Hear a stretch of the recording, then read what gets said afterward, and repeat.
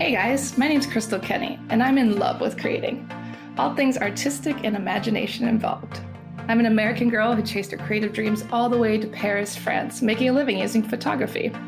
This podcast takes you inside the stories of all the artsy folks I've met along the way and gives you that extra push to discover your creative gifts.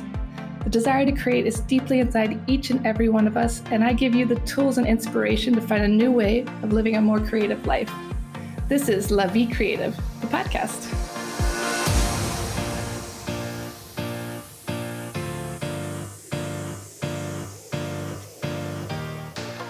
Claudine Hemingway is a descendant of famed writer Ernest Hemingway.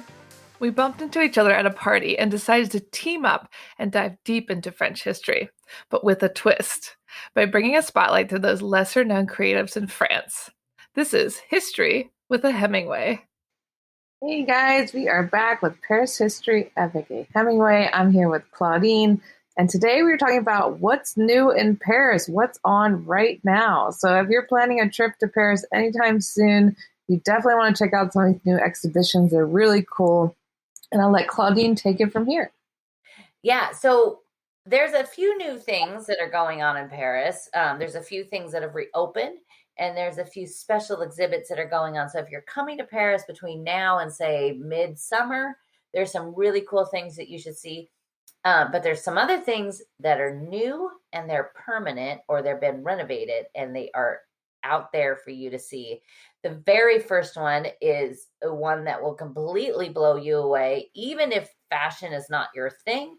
The new Dior, it's the Galerie Dior. If you were in Paris, I think it was in 2017, the Musée des Arts Décoratifs did a exhibit dedicated to Dior. And if you saw that, it was one of the greatest exhibits, the way that it was set up and laid out. And, you know, Dior is just so classic, you know, it like the classic Christian Dior. I mean, it's just so French and so just gorgeous. And I remember seeing that exhibit and like walking into this one room, like the big, huge center room. And they had these huge, like basically like these huge risers, like a big layered stage, and just mannequin after mannequin of his clothes, including like a dress Princess Diana wore and a bunch of other things. And I remember just being like, I literally was like, oh my God, when I walked around the corner. I thought nothing could top that. But this museum is even better, and it is absolutely amazing. You have to buy a ticket. You know, it's good to buy a ticket in advance. Right now, the tourists are back. Today, I was walking across a bridge, and the bateau mouches are literally body-to-body people again, like they were before the pandemic. It's weird to see Paris alive again after like 2 years of quiet. And it's really like in the last like 10 days, it like exploded. It's yeah, kind of just crazy. But you know, it's good for anything to get your tickets in advance, especially if it's something for like the Louvre or the Orsay. If it's something you really, really want to see, get that ticket for first thing in the morning when it opens. And then, you know, other places, you know, are a little bit more lax, and you know, you might have to wait a little bit, but you'll get in. So this one, it is open. It's open Monday through Saturday from 11 a.m. to 7 p.m. It's 12 euros to go, and it is well worth it. You walk in there, and there is this inner staircase that kind of spins around up to the ceiling.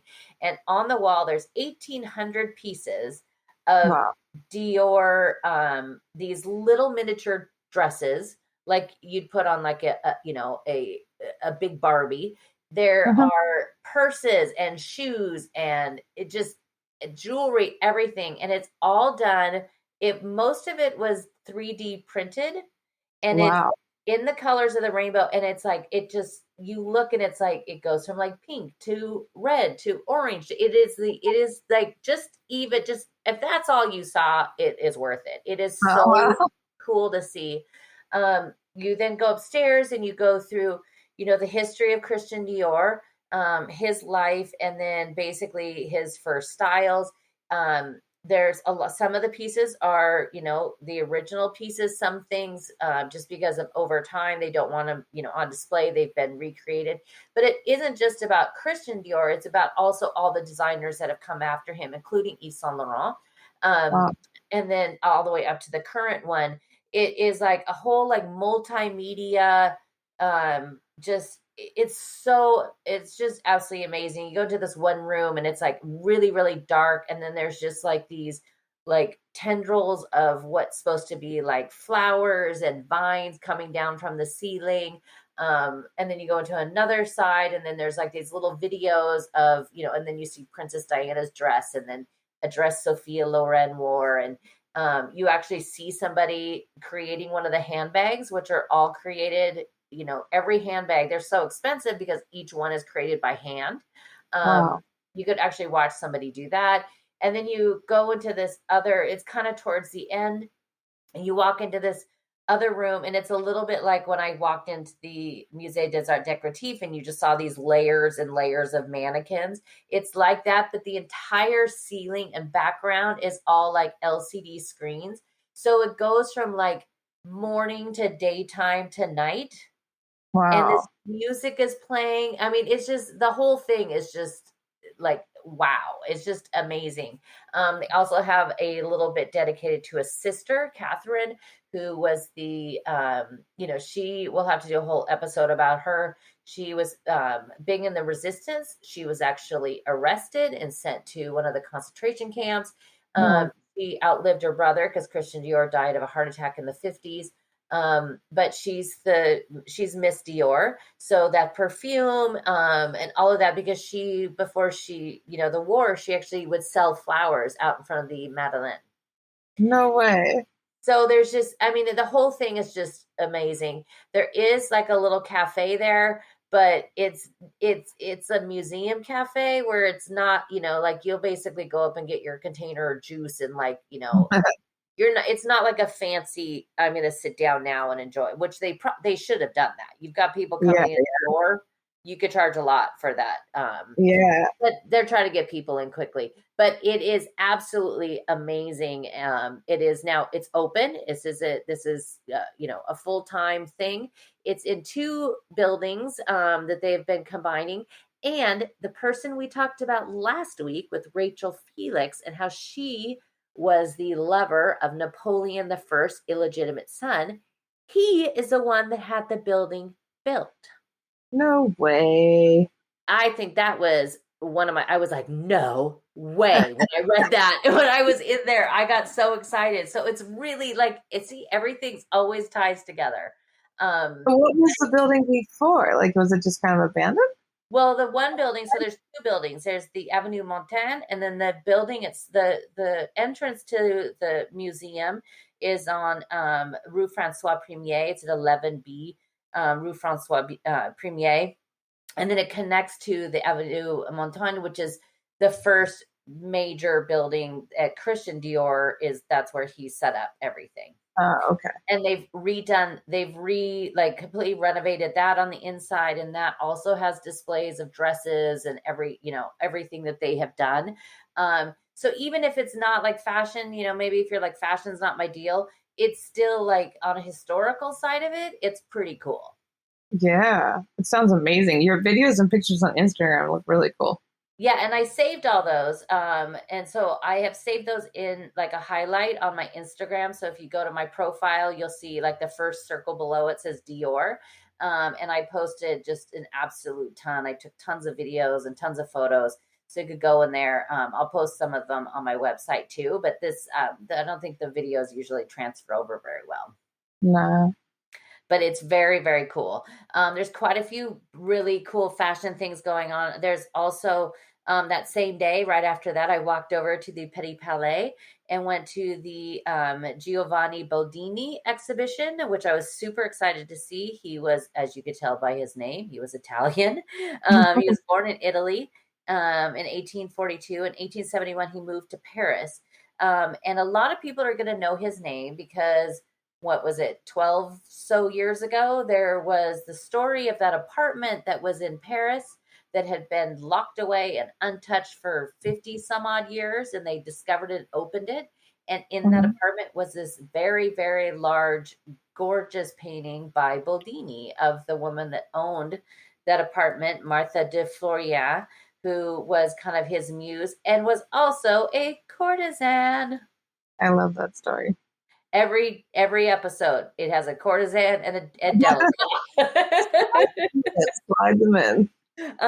But he did these, I mean, at the time, he did the most, and they're still just, I mean, the exhibit was beautiful. The paintings that he did of these women, like he did it at a time where some people thought they were a little vulgar, but they're not.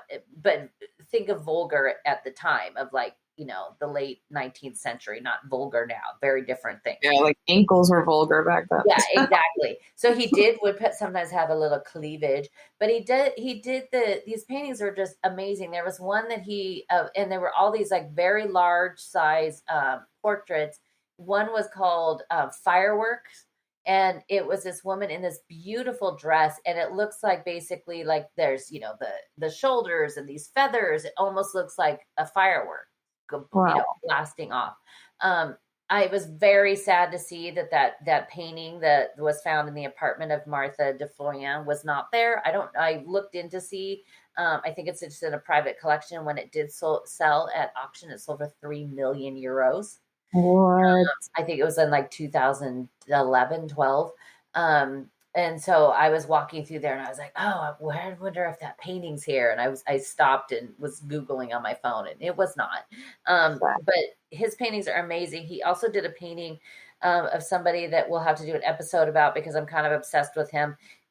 This painting has always been in the Orsay. It's of the Count Robert de Montesquieu. He was a dandy. He was also homosexual at the time, and he was like the life of the party everywhere he went. And he actually, it was funny. I went to 3 different exhibits, and he popped up 3 different times. Like knew Marcel Proust. I saw paintings of him at the Carnavalet, saw him again here at the Boldini. Then I saw him again at something at the Orsay with the Frick collection. I was like, he's following me. We must know more about him. But the Boldini exhibit is absolutely fantastic. The Petit Palais, of course, is a fantastic place to go. It is free to the public, but when they have an exhibit, there's usually a charge for that. There's 14 euros is the charge for this exhibit for Boldini, and it goes until July 24th. And they're open Tuesday through Sunday from 10 to 6. On Thursdays, they're open, I think, until 9. And of course, I know you've been in the Petit Palais many times. There is that wonderful inner courtyard with a little cafe that is always a stop. I love that cafe. I make sure to stop there as much as possible. And no one ever goes to that museum. It's always empty. It's always empty and it's free. The building itself is gorgeous. Those doors, that big golden door out front is gorgeous. And yeah, it is such a fantastic museum, and it's free, and it's it's a collection of the city of Paris. So you have everything from like medieval times up until, the 20th century. And you can see there's an amazing, amazing painting of Sarah Bernhardt there. There's, you have everything from Monet and some Delacroix and everything else. There's my favorite is the ceiling of one of the domes that was done by Maurice Denis. And it is basically the history of art in France. And I am obsessed with that. And I'm actually going to have to go out to his museum that's outside of Paris because I want to see if I could find out more about it. And it's almost impossible to find information about it. Yeah, the ceiling is incredible in there. It's so beautiful. So cool. I'd love to know more about the history of it. Yeah, it's so cool. There's some other ones. The Orsay just had 2 exhibits that opened just on April 12th. They have one that's dedicated to Gaudi, who of course was we all know from all this, Barcelona and Spanish architecture. That one was really, really interesting because it's also about he is designing furniture and also these amazing drawings and sketches that he did. Some of the pieces, some of the architectural pieces that were supposed to come are not there yet. A good friend of mine actually wrote the guide for it. And so that was really interesting to see. That's not always, it's Art Nouveau, which sometimes Art Nouveau to me goes a little overboard. Um, so this wasn't one of those things that I was like, oh my God, I can't wait. I was excited to see it from everything my friend Jacques told me, but I was actually really surprised, which is probably a good way to go into it because I really learned a lot about Gaudi and it was really, really interesting. Yeah. That one goes until July 17th. And then also the open at the Orsay, this one I thought was amazing, was dedicated to Maillot. Aristide Maillot also has his own museum here in Paris that does 2 different exhibits during the year, special exhibits. The one right now, you should definitely go see. It's that, Steve, can't remember his last name, but he is this amazing photographer, still alive. He's the one that did that picture of the young girl, somewhere, I think I want to say like in the Middle East or Asia, that had those like piercing blue eyes. It's just stunning. Yeah, the National Geographic photographer. Yeah, that's the exhibit that's going on there right now at the Musée Milo. But Aristide was, he's really known for the statues. If you walk through the Tuileries, on the upper side that's between the Tuileries and the Arc de Triomphe de Carrousel, there are those 18 ladies that are kind of mixed standing there amongst the bushes. Yeah. The bronze ladies, those are all Maillots. And so it was really interesting to see how many paintings he did. And when you look at some of these side, like the side profiles, you see how that then later interpreted into his sculptures. I've always been really curious to know who those statues were modeled after. So you do get to see, so, if definitely when you go to these things, take your time to like read all the plaques. It's not, when they have the big ones on the wall, it's not going to take you that long to read them, but it gives you it just will enhance knowing what you're seeing. So that was really cool. His last museum model was Dina Verny. He met her when she was just 15 years old. She was his last model. He ended up dying in a car crash in 1944. And she was very close with him, and kind of, almost like like the daughter he never had. He did have a son. When his son died, she was the last heir of everything he had. And she is the one that started the museum. So when you go there, you see it says it's by the Dina Verny Foundation.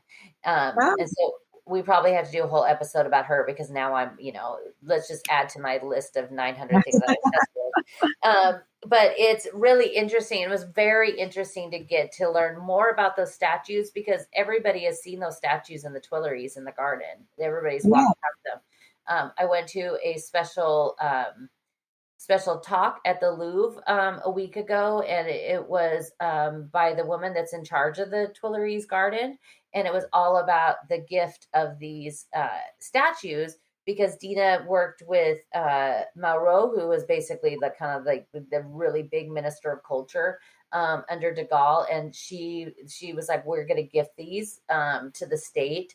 And it was really interesting. And one of the statues of the 3 Graces that he did was taken by the Nazis. It is actually an MNR piece that is in the garden that's, belonged to somebody.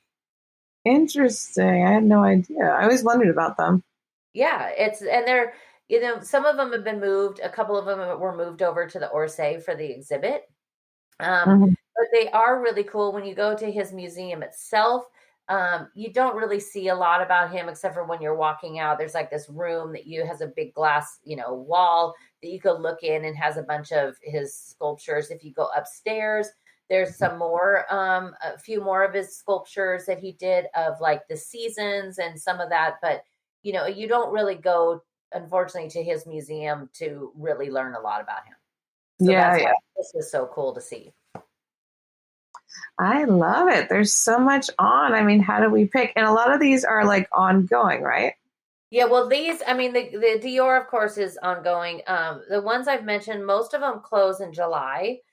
which is kind of when a lot of things will close and then a lot of stuff will reopen. These new exhibits will be set up and they kind of open more, September. But there's a couple other new things that have, the Clooney, the Middle Age Museum, the Middle Ages, is reopening finally on May 12th, as they have announced that has been closed for like 5 years, I think. Wow. And so with COVID, everything was delayed more. So that's supposed to open May 12th. The Musée de la Chasse et la Nature, which is one of the coolest museums that probably nobody goes to. I've been there. We had the American Woman's Gala there. Isn't it like the coolest place? It's really cool, yeah. When I tell people, like, when I'm doing trip planning for people and I say, oh, this is this really cool place in the Marais you should go to, and I tell them it's a hunting museum, they're like, eh. And I was like, no. Like, it's not like that. There are, there is taxidermy and there's that kind of stuff. There's that room that has the rifles and the guns that once belonged to the kings and emperors that, you think are like, yeah, big deal, but they're like gorgeous, like, silver and all of this stuff. And then there's tons of paintings that are about animals. But it's in 2 old houses that are kind of now put together because it was just too small. It's kind of the museum that the Parisians actually go. They all love to go there. So, yeah, it's really interesting. You definitely should go. I need to go back. It's been years. Well, we'll have to go because they just reopened it a couple of months ago after being closed for like a year and a half for renovations. So I'm really excited to go check that one out. Another exhibit that is open right now till July 10th at the Musée de Luxembourg, which also does an amazing job with small ones. And this one we really love because our friend has some paintings in there. This one is dedicated, it's called The Pioneers, and it's the women artists of the 1920s. There's 3 ladies that we have talked about that are there, which was super exciting. Our very first episode, number 1, was Suzanne Valadon. And some of her paintings are in there, which, as you know, it's hard to find her stuff. You can see some of the Pompidou and, of course, a few at the Musée de Montmartre. But there was some Suzanne Valadon there, which was really cool. Sonia Delaunay, which we recently did. She was the one that was born in the Ukraine. And then Marie Laurencin, she was also there. She's the one that did those, all the paintings were in real pastel shades, not pastel, the technique, but pastel shades. But there's also some other really cool ones that there's Tamara de la Pica, who did these very avant-garde looking, and it's kind of they use one of her paintings as like the poster. But what we are really excited about is there's some Jacqueline Marvel, which we also will do an episode soon about. And our wonderful, beautiful friend Camille, those are her family, is like the keeper of the Marvel flame. And 2 of her paintings are in there. Auntie Marvel. And it was so exciting to see those there and watching people like standing back and taking photos of it. And I was doing that and I was sending them to Camille, and I bought like all the merch in the gift shop that had Jacqueline Marvel stuff on it. I was very proud and excited for her. And the exhibit, any exhibit at the Musée de Luxembourg, there's a few museums that no matter what they are doing, they always do an amazing job with it. And Musée de Luxembourg is one of those. They do 2 exhibits a year. It's not large. It's right there on the edge of the Jardin de Luxembourg. And they did the Vivian Maier that we talked about a couple months ago.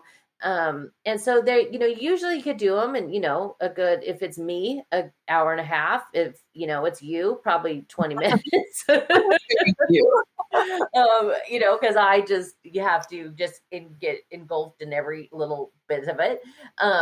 But they do a really, really great job with the exhibits. Another place that always does a great job is the Orangerie.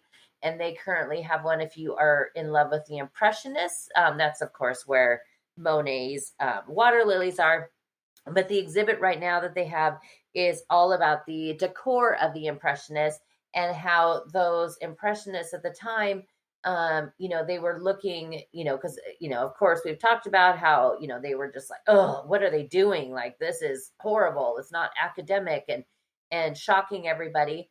And so they were getting these commissions by just individuals, for very wealthy individuals, for them to come to their houses and paint. And that's, of course, what we talked about. We talked about that a little in the episode we did about Monet, because of his two ladies, when he had his wife Camille, and then he brought in Alice. It was Alice and her husband Ernest that he was painting in their house when he and Alice started their affair. But it was really like, they have these amazing Cezanne paintings that he did, like basically as a teenager, for his father's house in the south of France, which I had never seen before. Those were really cool. I was super excited to see the Marie Bracamar, who we did an episode about, and she was the one that, she was an impressionist, a female impressionist, and then she married that guy Felix, and he was the one who painted porcelain plates, and so he kind of got her involved in it, and then she started getting all this attention, and then he was a jerk, and basically she gave up, painting. But it was the first time there was like 2 windows that were filled with the plates that she painted. Oh, wow. And this is at the Luxembourg? At the Orangerie. Oh, okay. Orangerie. And so that was super cool. There was, of course, one of my favorite Monets of the turkeys is what he did for the Horchels for their house. That painting is normally in the Orsay, but I don't know why. I just love this painting that he did of turkeys, because it's so random that there's a painting of turkeys.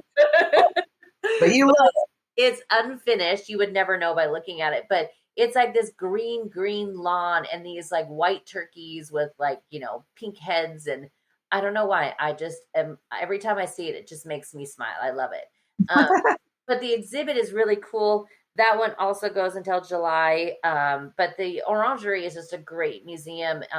I just was actually telling somebody today that, if you're short on, you don't have a lot of days in Paris and you want to see the Impressionists or good mix of paintings, the Orangerie is a great one to go to, because you do see the water lilies, of course.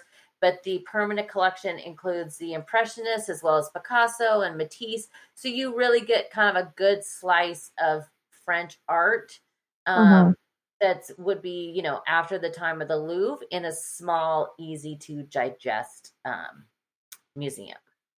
Yeah, I think it's a good size one. I like the lilies. Lilies are beautiful. Yeah, the lilies. And, if you do come and you have time, go in there in the morning and then go in there towards the end of the day, or go in there on like the night that they're open a little later.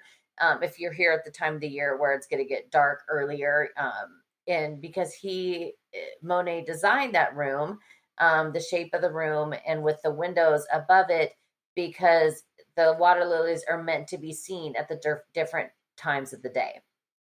I did not know that. I should know that. Yeah, and if you are a member of the Orsay, you instantly could go into the Orangerie with your membership. And so, it's a membership is basically like 2.5 visits. With a membership of the Orsay, we did the episode about the building itself and talked a little about it, but with the membership itself, the best thing about it is you get to go into the Orsay a half an hour before it opens to the public. And let me tell you, those 30 minutes are like golden. And they pretty much you pretty much have more like an hour to yourself before it really gets filled up to the point that it's like, annoying.